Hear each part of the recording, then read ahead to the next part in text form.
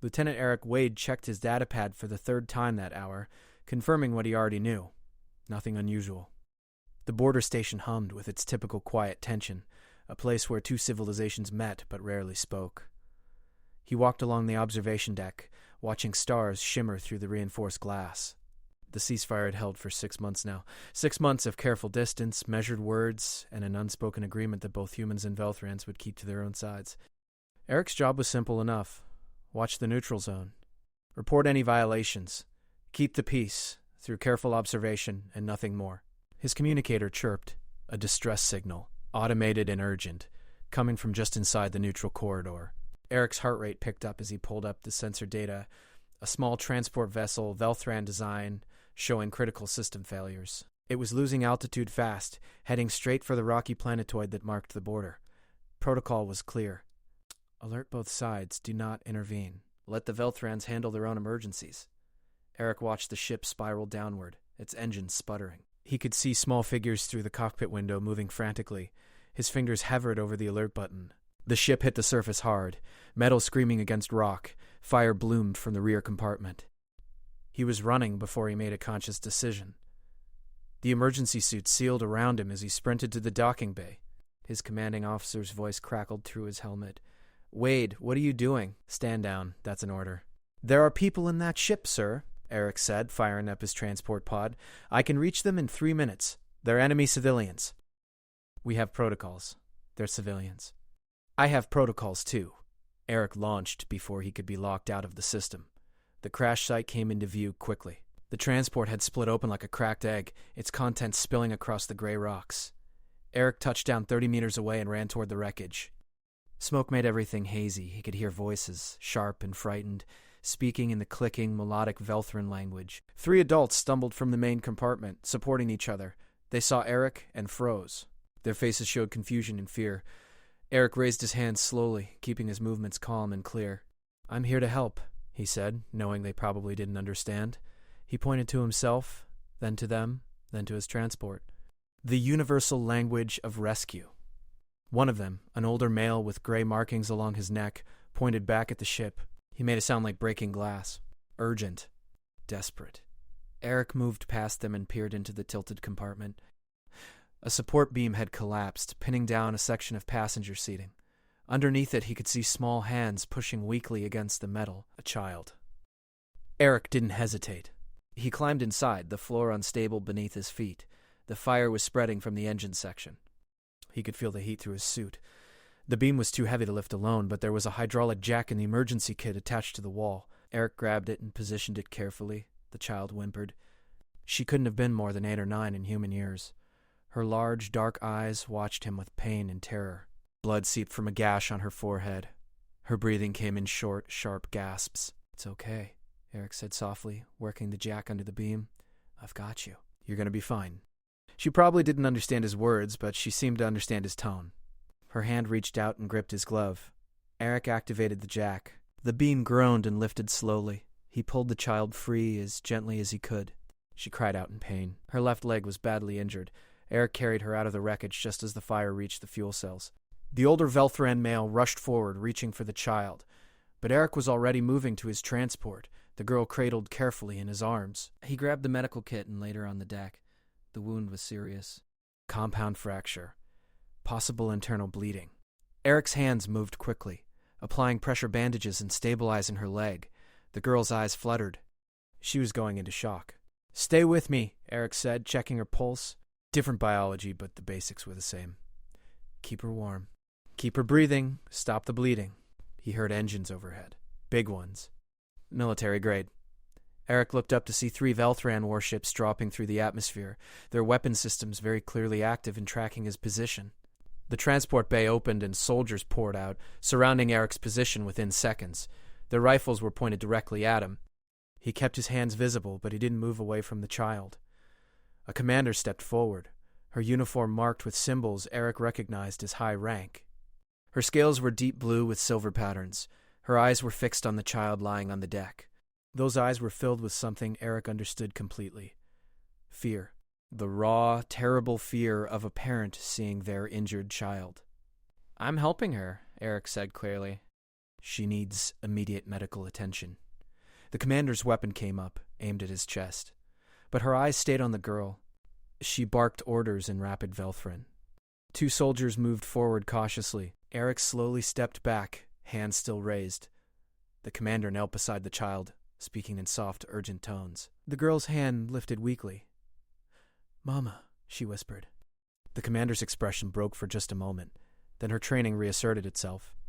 She looked at Eric, her weapon steady. She spoke in careful accent in English. "You did this?" "I pulled her from the crash. I stabilized her injuries as best I could." Eric gestured to his medical kit. "She needs a hospital. Soon." The commander studied him for a long moment. Eric could feel dozens of weapons trained on him. One word from her and he would be dead before he hit the ground. The second stretched out. "Why?" she finally asked. Eric looked at the child, then back at the commander. Because she needed help. The commander's eyes narrowed. Then she lowered her weapon. Sharp orders sent her soldiers into motion. A medical team rushed forward with equipment. They began working on the girl immediately, their movements professional and quick. The commander stood and faced Eric fully. "I am Commander Solara. This is my daughter Kira, Lieutenant Eric Wade. You will come with us, Lieutenant Wade. Kira will need someone she trusts while she recovers." "You will be that person." Eric looked at the warships overhead, then at the small girl being loaded onto a medical stretcher. She was looking at him, her hand still reaching out. He nodded. "I understand." "No," Solara said quietly. "You do not, but you will." The Velthran medical ship was larger than Eric expected. The interior was smooth and curved, designed for a species that valued flow over sharp angles. Guards escorted him through corridors that hummed with energy, their weapons never quite pointing at him, but never quite pointing away either. Commander Solara walked ahead, her posture rigid. She hadn't spoken since they left the border station. Eric's communicator had been confiscated. His superiors were probably losing their minds right now, but there was nothing he could do about that. They reached a medical bay where teams of doctors worked over Kira. The girl lay on a platform that adjusted to support her small body. Machines beeped and hummed around her. Her eyes were closed, her breathing steady but shallow. Solara moved to her daughter's side immediately. She placed her hand on Kira's forehead, speaking softly in their language. The words sounded like music mixed with rainfall. One of the doctors approached Solara and spoke rapidly. Eric caught bits of meaning from their gestures. Surgery. Soon. Complicated. Solara's shoulders tightened, but she nodded. Kira's eyes opened slowly. She looked around the room with confusion, until she spotted Eric standing by the doorway. Her hand lifted slightly, reaching toward him. Eric glanced at Solara, who watched him with an expression he couldn't read. She gave a small nod. Eric approached the medical platform carefully. "Hey there," he said gently. "You're in a hospital now. These people are going to help you feel better." Kira didn't understand the words, but she wrapped her small fingers around his hand. Her grip was weak, but determined. She said something in Velthran, her voice barely above a whisper. Solara translated quietly. "She says you are her sky friend. She says you pulled her from the fire." "I did," Eric confirmed, "and you're very brave." The doctors needed to prepare Kira for surgery. Solara spoke to her daughter in soothing tones, but when they tried to take her to the operating chamber, Kira became distressed. She held onto Eric's hand tighter, her eyes wide with fear. Solara spoke sharply to the medical team. They hesitated, glancing between the commander and the human. Finally, Sila turned to Eric. "She wants you to stay with her until she falls asleep." "Will you do this?" "Of course." They allowed Eric to walk beside the platform as they moved Kira to the surgical area. He kept talking to her in a calm, steady voice, telling her about Earth, about oceans and mountains and things she'd never seen. It didn't matter that she didn't understand. His voice seemed to comfort her. When the anesthesia began to work, Kira's grip slowly loosened. Her eyes drooped. Eric stayed until her hand went completely slack and her breathing settled into the deep rhythm of sleep. Solara watched the entire time from the observation window. The surgery took 4 hours. Eric was given a small room to wait in, though the door was clearly locked from the outside. A guard stood beyond it. He was a guest, Solara had said. But he was also a prisoner. He sat on the bench that served as furniture and thought about what he'd done, leaving the station, crossing into enemy territory. His career was probably over. At minimum, he'd face a court-martial when he got back. If he got back. The door opened. Solara entered alone, without guards this time. She looked exhausted. The surgical markings on her uniform indicated she'd been in the operating room. Kira will recover, she said. The doctors repaired the damage to her leg. She will need time to heal, but she will walk again. Eric let out a breath he didn't know he'd been holding. That's good. That's really good. Silara sat on the bench across from him. For a moment, she was just a tired mother, not a military commander. You saved her life. If you had followed your protocols, if you had waited for our ships to arrive, she would have died in that fire. I couldn't let that happen. Why not? We are enemies. Your people and mine have been fighting for 3 years. You have lost friends to Velthran weapons, yes? Eric nodded slowly. I have. And I'm sure you've lost people to human weapons. My partner, Kira's other parent, 2 years ago. Silara's voice was quiet but steady. So I ask you again, why save the child of your enemy? Eric met her eyes. Because she's a child. That matters more than anything else. Silara studied him for a long time. Your superiors are demanding your return. They say we have taken you prisoner. They threaten consequences. What did you tell them that you are under protective custody? That Kira has bonded with you and separating you now would harm her recovery? Silara leaned forward slightly. This is partly true. She asks for you. She trusts you, but it is also convenient for me. Convenient how? You are proof, Silara said. Proof that humans can show compassion even to their enemies. My people need to see this, and I need time to understand what it means. Eric wasn't sure what to say to that. Silara stood and moved to the door. You will stay in my family residence during Kira's recovery. You will be allowed freedom within the medical facility and my home, but you cannot leave. Guards will accompany you when needed. Do you understand? I understand. Good. Kira will wake soon. She will want to see her sky friend. Over the next few weeks, Eric settled into a strange new routine. Silara's home was part of a military complex, but it had space and light. Gardens grew outside the windows, filled with plants that looked almost like earth flowers but smelled completely different. Kira's recovery room became Eric's second home. He spent hours with her every day. At first, they communicated through gestures and drawings. Eric taught her simple English words. Sky. Friend. Smile. Tree. Kira taught him Velthran words in return, laughing when he mispronounced them. He brought her games from the recreation supplies, simple puzzles and pattern matching exercises. Kira loved them, her face lighting up each time she solved one.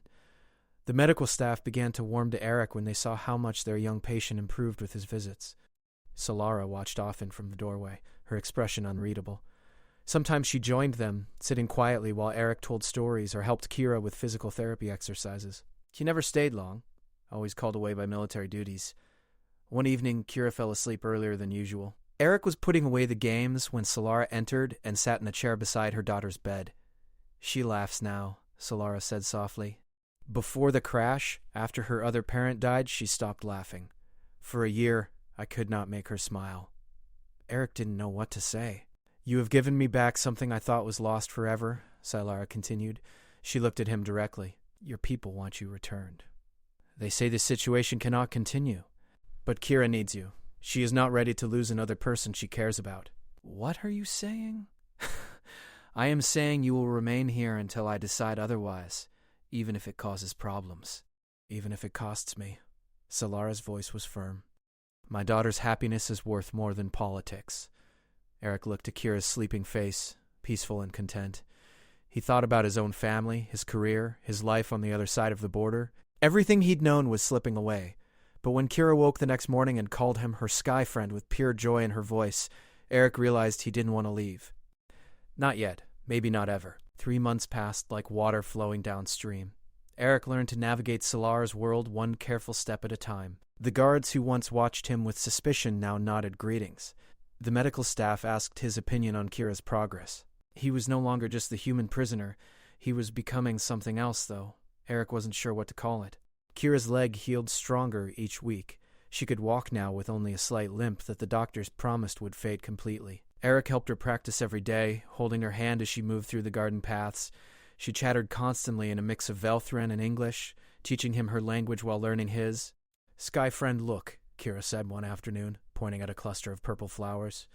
These are memory blooms. Mama planted them when my other parent went to the stars. Eric knelt beside her. The flowers did look special. their petals catching light in unusual ways.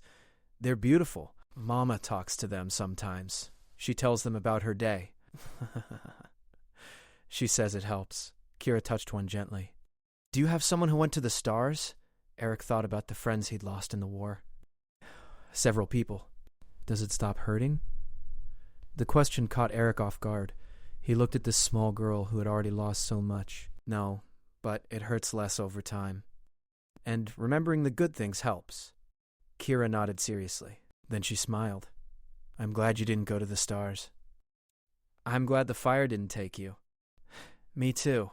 They continued walking through the garden. Eric noticed Solara watching from an upper window. She did that often, observing them from a distance. She was always busy with military matters, always stressed by the weight of her responsibilities.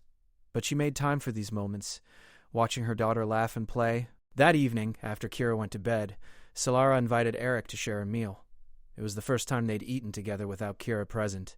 The dining area was simple but comfortable, filled with the warm glow of bioluminescent fixtures. The medical staff says Kira can be discharged soon, Solara said, serving them both from dishes Eric couldn't identify. She is healthy enough to resume normal activities. Eric tried the food cautiously. It tasted like spiced vegetables mixed with something nutty. Not bad. That's wonderful news.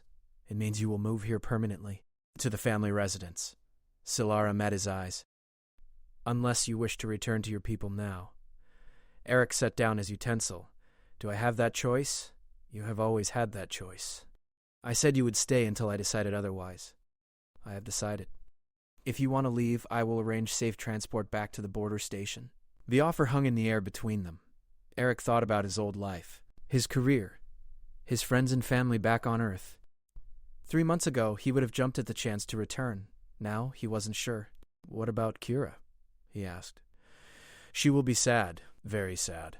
Solara's voice was carefully neutral. But children are resilient. She will adjust. And you? What do you want? Solara was quiet for a long moment. I want what is best for my daughter. You have become important to her. You make her happy in ways I cannot. But keeping you here has created problems. What kind of problems? Political ones. Military ones. Solara pushed her plate aside. There are leaders in my government who think I am weak. They say I keep a human prisoner as a pet. They say I am a fool who has forgotten we are at war. Eric frowned. I'm causing trouble for you. Yes. But that is my concern, not yours. Solara stood and walked to the window. Tomorrow, your commanding officers are sending an official delegation. They want you back. They are offering things in exchange. Prisoner swaps. Technology trades. They are making it very difficult for me to refuse. Then don't refuse. Let me go back. Solara turned to face him.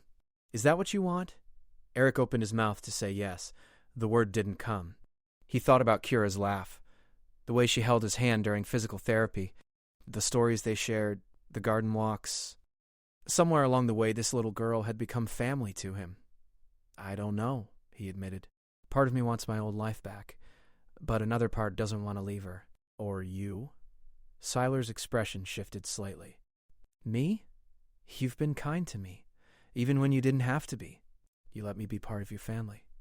Eric stood and moved closer. I know I'm a prisoner here, technically, but it hasn't felt that way for a while now. What has it felt like? Like home. The word surprised both of them. Siler looked away, her scales shifting color slightly in what Eric had learned was a sign of emotional response. You cannot stay just for Kira's sake, she said quietly. That is not fair to you. You have your own life. Your own family. My family will understand. I've been sending them messages through the diplomatic channels. They know I'm safe. They know I'm here because I choose to be. But your career is over. Your military will not take you back as you were, Eric shrugged. I've learned more in 3 months here than in years of border patrol. I understand your people now. I see that you're not so different from us. Solara moved back to the table and sat heavily. The delegation tomorrow will pressure me. They will threaten. They will offer things my government cannot easily refuse. What will you tell them? I don't know yet. She looked tired again, the weight of command pressing down on her. What would you have me say? Eric sat across from her. Tell them I'm staying, not as a prisoner. As something else. What else could you be? A bridge. Someone who understands both sides. Eric leaned forward. Think about it. How many humans in Velthrans have actually lived together peacefully? How many have learned each other's languages, shared meals, become friends? You think one person can make a difference? One person already has. Kira doesn't see humans as enemies anymore. Neither do your medical staff. Neither do your guards. That's how change starts. Small. Personal. Solara studied him carefully. You are naive, or very brave. Perhaps both. Probably both, Eric agreed with a small smile. A sound came from the hallway. Kira appeared in her sleeping clothes, rubbing her eyes. Mama? Sky friend? Why are you still awake?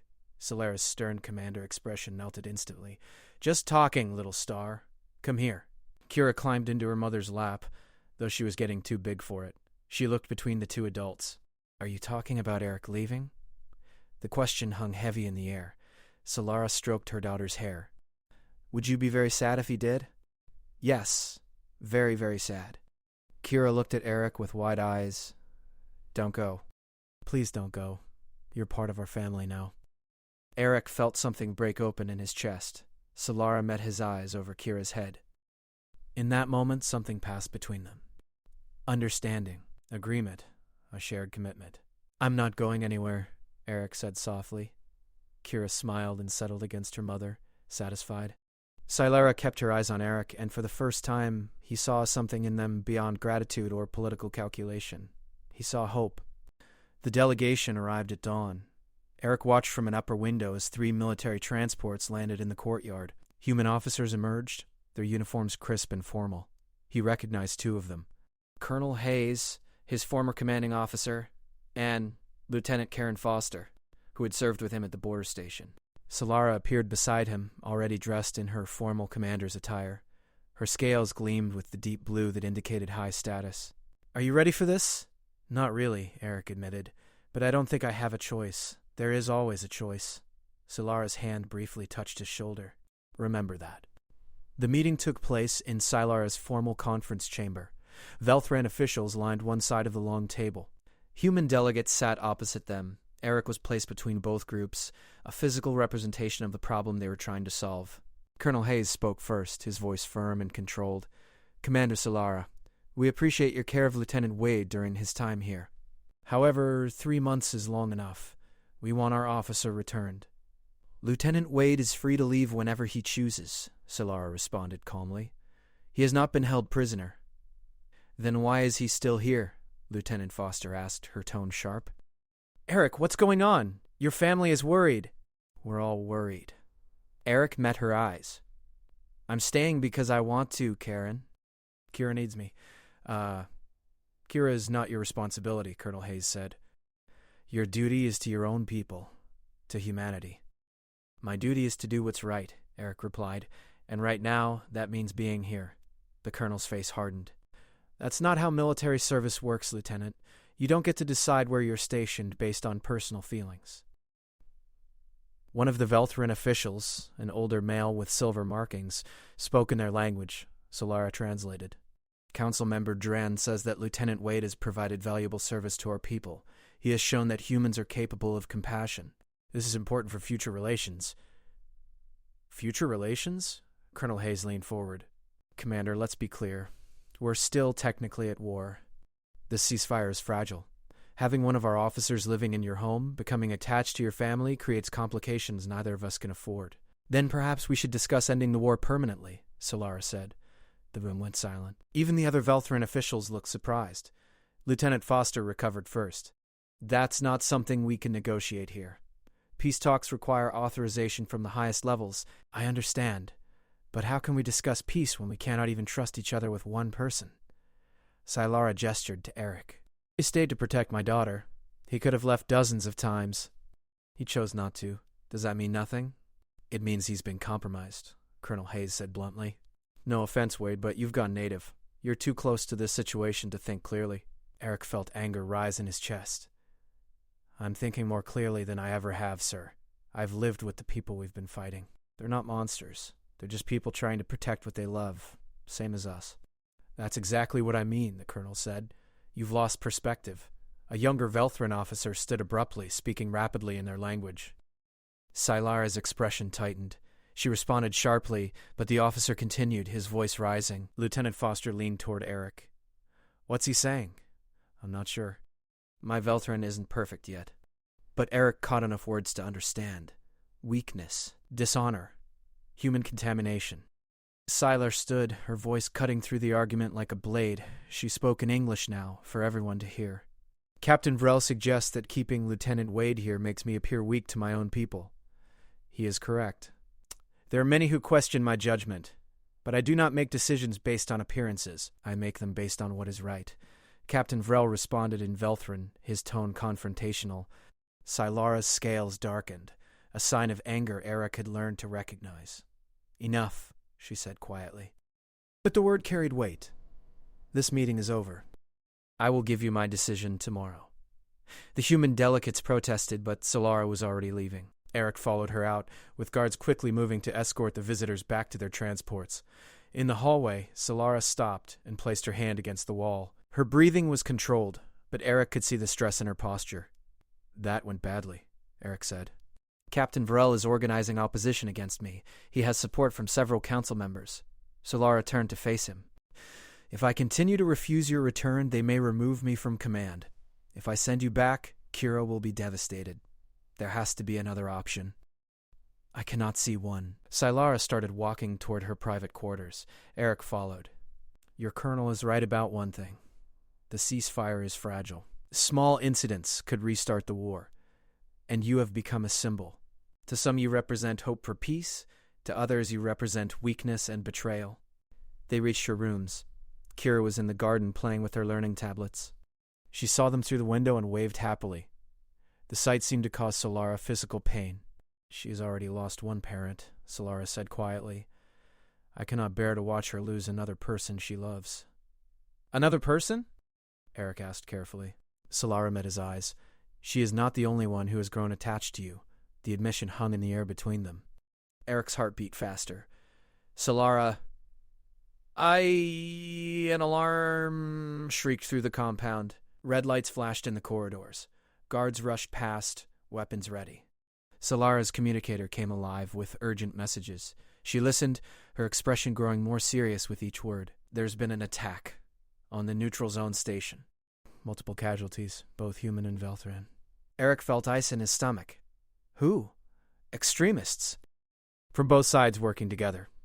Solara was already moving, her commander's training taking over. They want to restart the war. They're trying to destroy the ceasefire. We have to stop them. We?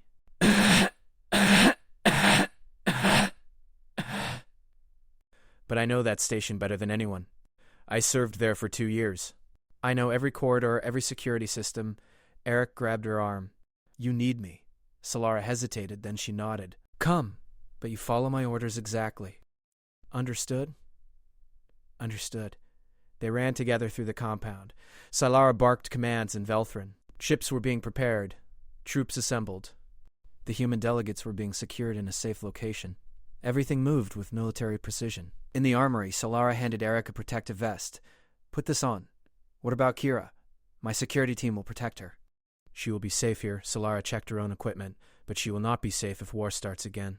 None of our children will be. They boarded the transport ship with 24 Velthran soldiers.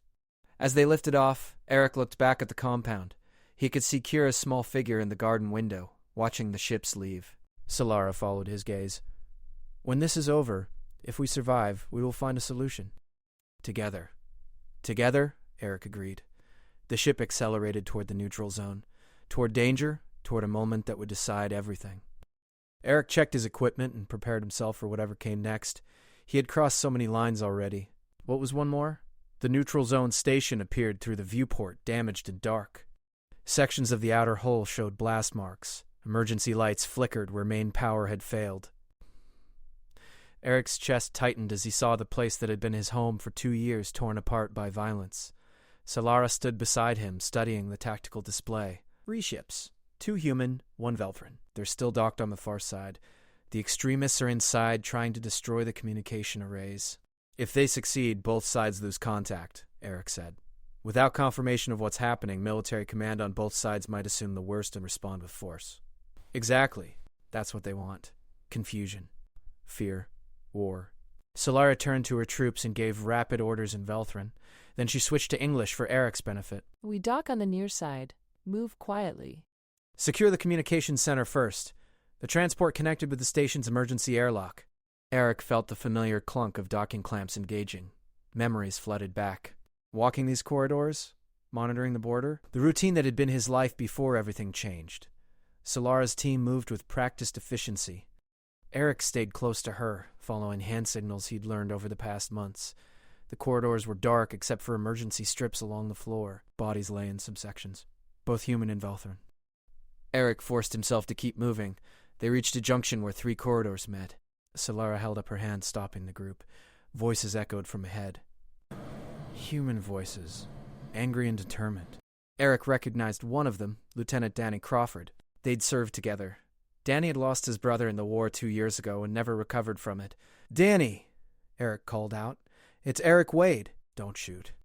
Silence. Then Danny's voice, suspicious and hard. "Wade?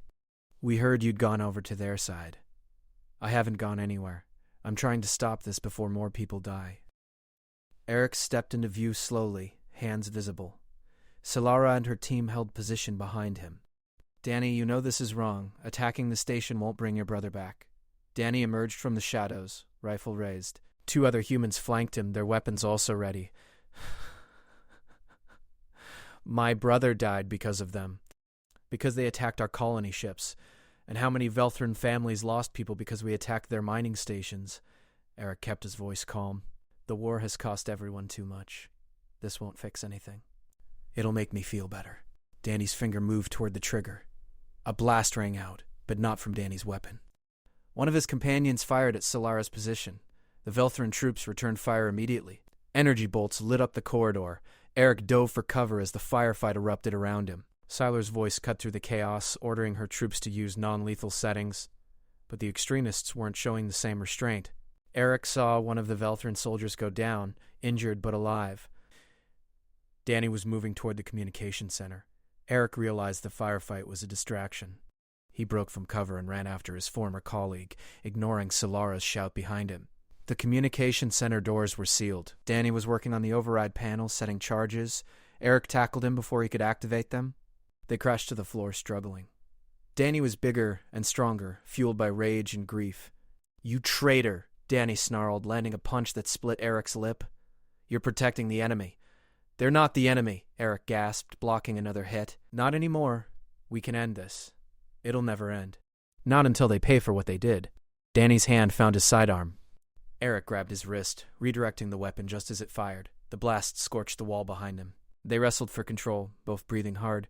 Solara appeared in the doorway, her weapon trained on Danny. "Let him go." Danny laughed bitterly. "See, Wade? She'll kill me the first chance she gets. That's who they are." "If I wanted you dead, you would be dead already," Solara said coldly. "I want you alive. I want you to see that there is another way. There is no other way." Danny's grip on his weapon tightened. Eric made his choice. He released Danny's wrist and placed himself between his former colleague and Solara. "If you want to shoot her, you'll have to shoot me first." Danny stared at him in disbelief. "You'd die for one of them?" "I'd die to stop this war from starting again. To protect Kira and every other child on both sides who deserves a future without fighting." Eric's voice was steady despite his racing heart. "Danny, your brother wouldn't want this. He was a good person. He believed in protecting people, not killing them." Something in Danny's expression cracked. His weapon lowered slightly. "I miss him so much." "I know. And I'm sorry. But this won't bring him back. It'll only create more people who feel exactly like you do right now." Danny's weapon fell to the floor. He slumped against the wall, all the fight draining out of him. Solara's soldiers moved in quickly, securing him without violence. The rest of the extremists were captured within the hour. The Velthran ship tried to escape but was disabled by Solara's backup team. No one else died. The communication arrays were intact. Eric stood in the observation deck where everything had started months ago. Solara joined him, a medical kit in her hand. She began treating the cut on his lip without asking. "You placed yourself in front of a weapon for me," she said quietly. "You would have done the same for me." "Yes, but I am a soldier. It is my duty. Maybe it's mine too now." Eric winced as she applied antiseptic. What happens next? Both our governments are shocked. The attack failed, but it showed how easily extremists can manipulate the situation. Solara finished with the medical kit and set it aside. They are calling for an emergency summit. Real peace talks. They want representatives from both sides who understand the other culture. Eric understood before she said it. They want us. You know humans. I know Velthrans. Together we understand both. Solara moved closer. But it means you cannot return to normal military service. Your path forward will be different. Difficult. I stopped expecting a normal life the moment I pulled Kira from that crash. Speaking of Kira, Solara pulled out a small device and activated it. A holographic image appeared, Kira's face recorded earlier. She was holding one of the memory blooms from the garden. Sky friend, Mama said you had to be brave today. I planted this flower for you. Come home safe. I love you. Eric felt his throat tighten. He looked at Solara and saw his own emotions reflected in her eyes. She's not the only one, Solara said softly, echoing her words from before, but this time she didn't look away. I have feelings for you, Eric Wade. Feelings that go beyond gratitude. I do not know if this is wise or appropriate, but it is true. Eric reached for her hand. Their fingers intertwined, human and Velthrin, different but fitting together perfectly. I feel the same way. I have for a while now. Then we face the future together, all three of us. 6 months later, Eric stood in front of a classroom filled with children. Half were human, half were Velthrin.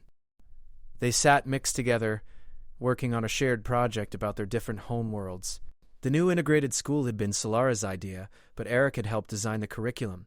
It was the first of many planned across the border regions, small steps toward lasting peace. Kira sat in the front row, translating for a human boy who was struggling with Velthrin pronunciation. She'd appointed herself as the unofficial teacher's assistant. Her leg had healed completely. She ran everywhere now, full of energy and joy.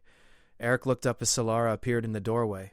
She wore civilian clothes now, having stepped down from military command to focus on the peace initiative. Some had called her a traitor. Others called her a hero. She didn't seem to care much about either label. She wore a small pendant around her neck. Eric had given it to her last month, a human custom to show commitment. In return, she'd given him a Velthran family token, the same one Kira wore. They were building something new together. A family that crossed species boundaries. A relationship that proved peace was possible. How is the class going? Solara asked, moving to stand beside him. Really well. They're designing a joint space station where both species can live and work together. Children have better vision than adults sometimes. Solara watched her daughter help another student. They see possibilities where we only see problems. Eric put his arm around her shoulders. She leaned into him, a gesture that would have been unthinkable a year ago. We're making it work. Yes, one day at a time. The children's laughter filled the room as someone's model space station collapsed comically. Kira helped rebuild it, showing both human and Velthran students how to make the structure stronger by combining their different approaches. Eric thought about the moment he'd pulled her from that burning ship. How one choice, one act of compassion, had changed everything. He'd lost his old life but gained something better. A family. A purpose. A future where children of different worlds learned together instead of fighting. Solara squeezed his hand. Ready to go home? Always, Eric replied. They walked out together as the class continued their work, building bridges in miniature that would someday span the stars.